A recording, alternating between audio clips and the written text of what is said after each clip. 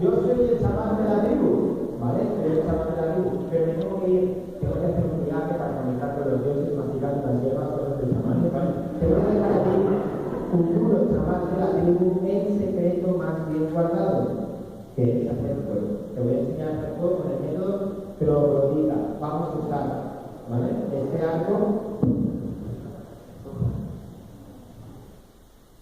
Con este arco vamos a acelerar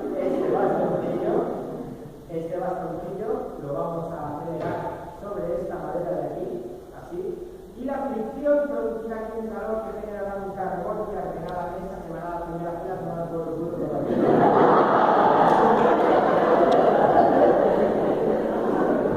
Es lo que necesito. Así te das, agarra el arco con tu mano derecha, el bastoncillo con la izquierda, coloca el bastoncillo con la cuerda al hombro y enrollalo muy bien. Sigue ahí hasta el clic, muy bien. Coloca la punta del bastoncillo aquí, con la mano izquierda, agarra la piedra esta que hay ahí. Coloca la piedra en el